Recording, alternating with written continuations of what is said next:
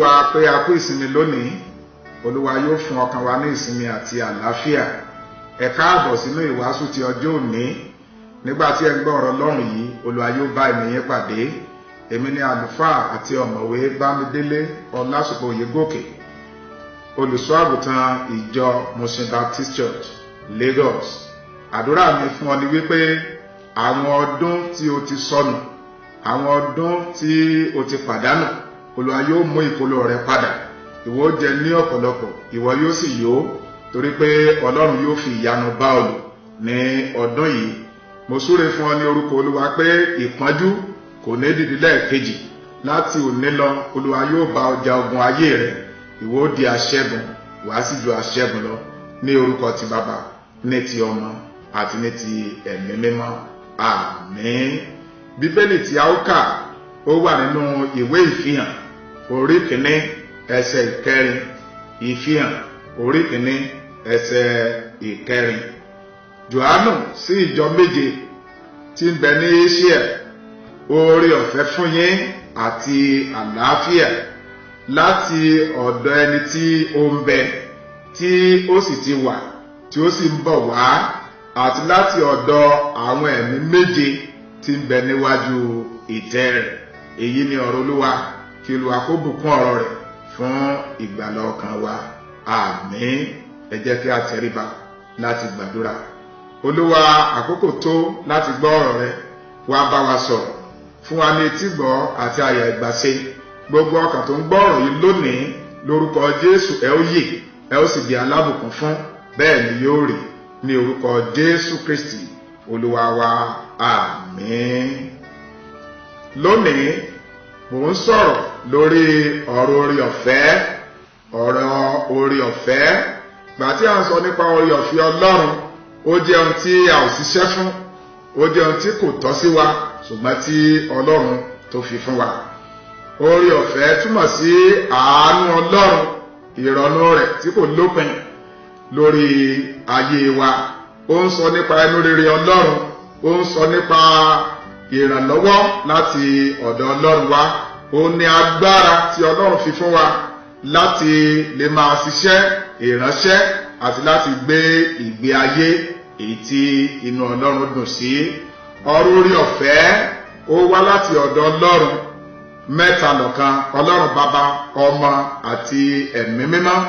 Ọ̀rọ̀ orí ọ̀fẹ́ ó wá láti orí pẹpẹ orí ọ̀fẹ́, láti orí pẹpẹ Ọlọ́run sí àwa ènìyàn rẹ̀. Nínú ọdún tá a wà yìí, Ọlọ́run bá wa dá májẹ̀mú orí ọ̀fẹ́ àti àlàáfíà. Ọlọ́run bá wa sọ̀rọ̀ orí ọ̀fẹ́, ó ń sọ àwọn ìlérí rẹ̀ iyebíye nípa orí ọ̀fẹ́ rẹ̀, nípa àánú rẹ̀, nípa ojúrere rẹ̀ sí àwa ọmọ rẹ̀ lọ́dún yìí. Bẹ́ẹ̀ ni Ọlọ́run sì ń retí wípé a ó tẹ́wọ́ gba orí ọ̀fẹ́ yìí gẹ́gẹ́ bí Ọlọ́run ti fi fún wa. Ọ̀rọ̀ orí ọ̀fẹ́ ó ní ọ̀rọ̀ tí ó ti ẹnu Kristi Jésù Olúwa jáde. Ọ̀rọ̀ orí ọ̀fẹ́ ó ní ọ̀rọ̀ ìgbàlà. Ọ̀rọ̀ orí ọ̀fẹ́ ó ní ọ̀rọ̀ ìsọdọmọ. Ọ̀rọ̀ orí ọ̀fẹ́ ní ọ̀rọ̀ ìràpadà. Ọ̀rọ̀ orí ọ̀fẹ́ ó ní ọ̀rọ̀ ìdáláre. Ọ̀rọ̀ orí ọ̀fẹ́ ó ní ọ̀rọ̀ ìsọnidi mímọ́. Ó ní yíyàn wá tí a ti yàn wá àti ṣíṣe wá lógo nípasẹ̀ Jésù Kristi. Ọ̀rọ̀ orí ọ̀fẹ́ yìí ó wà fún gbogbo ènìyàn, ó wà fún gbogbo orílẹ̀ àti èdè. Ọ̀rọ̀ orí ọ̀fẹ́ ní pàtàkì jùlọ ó wà fún àwọn tí wọ́n ti jẹ́wọ́ Jésù ní Olúwa àti olùgbàlà wọn, àti àwọn tí yóò tún gba iṣẹ́ ìgbàlà èyí tí Jésù Olúwa ṣe àṣepé rẹ̀ lórí igi àgbélébùú ní Káfárì. Ọ̀rọ̀ orí ọ̀fẹ́ ó wà fún ìjọ Ọlọ́run lónìí. Inú ìwé Ìfihàn tá a kà yẹn, orí kìíní ẹsẹ̀ ìkẹrin, ó ní sí ìjọ méje tí ń bẹ ní Éṣíà. Ọ̀rọ̀ orí ọ̀fẹ́ yìí wà fún ọkùnrin, ó wà fún obìnrin, ó wà fún ọmọdé, ó wà fún àgbà. Ọ̀rọ̀ orí ọ̀fẹ́ yìí ó wà fún àwọn tó ti palẹ̀ ọkàn wọn mọ́, ó wà fún àwọn tó ti ṣetán, ó wà fún àwọn tí wọ́n pinnu láti bá Ọlọ́run rìn nínú ìfẹ́ rẹ̀ ní ọdún yìí. Ọ̀rọ̀ orí ọ̀fẹ́ ó mú àlàáfíà wá. Ọ̀rọ̀ orí ọ̀fẹ́ ó mú ayọ̀ wá. Ọ̀rọ̀ orí ọ̀fẹ́ ó mú inú dídùn wá. Ọ̀rọ̀ orí ọ̀fẹ́ ó mú ìdáǹdè àti ìtúsílẹ̀ wá. Ọ̀rọ̀ orí ọ̀fẹ́ ló ń wo nísàn. ọ̀rọ̀ orí ọ̀fẹ́ òun ló ń sọ ní di ọlọ́lá, òun ni ó ń sọ ní di ọlọ́rọ̀. ọ̀rọ̀ orí ọ̀fẹ́ òun ló ń ṣiṣẹ́ ìyanu nínú ayé wa. ọ̀rọ̀ orí ọ̀fẹ́ yìí òun ló fún wa ní agbára láti lè borí àwọn ìṣòro èyí tí a lè máa là kọjá. ọ̀rọ̀ orí ọ̀fẹ́ yóò fún ọ ní ṣẹ́gun lọ́dún yìí, wà á borí àwọn ìṣòro èyí tó dojúkọ ayé rẹ. ọ̀rọ̀ orí ọ̀fẹ́ ó kún fún ògo. ọ̀rọ̀ orí ọ̀fẹ́ jẹ́ ọ̀rọ̀ ìmọ́lẹ̀. ó ní ìmọ́lẹ̀ yẹn mọ́lẹ̀ tó bẹ́ẹ̀ gẹ́ òkùnkùn kò sì lè borí rẹ̀. ọ̀rọ̀ orí ọ̀fẹ́ jẹ́ ọ̀rọ̀ tó lágbára. ọ̀rọ̀ orí ọ̀fẹ́ jẹ́ ọ̀rọ̀ tó ń ṣiṣẹ́ ìyanu. ọ̀rọ̀ orí ọ̀fẹ́ jẹ́ ọ̀rọ̀ tí ẹnikẹ́ni tí kò lè tanù. ké hallelujah. ọ̀rọ̀ orí ọ̀fẹ́ yìí ó ló fún wa ní agbára fún iṣẹ́ ìránṣẹ́. ọ̀rọ̀ orí ọ̀fẹ́ yìí á fún wa láti fi jèrè gẹ́gẹ́ bí a ti kọ sílẹ̀ ní ìwé Éfésù orí 4 ẹsẹ̀ 11. ọ̀rọ̀ orí ọ̀fẹ́ yìí ó fún wa ní agbára láti ṣiṣẹ́ ìránṣẹ́ gẹ́gẹ́ bí àpọ́stélì, gẹ́gẹ́ bí wòlíì, gẹ́gẹ́ bí ẹ̀fánjẹ́lìsì àti gẹ́gẹ́ bí olùkọ́ni àti olùṣọ́ àgùntàn. Praise the Lord. ọ̀rọ̀ orí ọ̀fẹ́ ó ń fúnni ní agbára tó tayọ.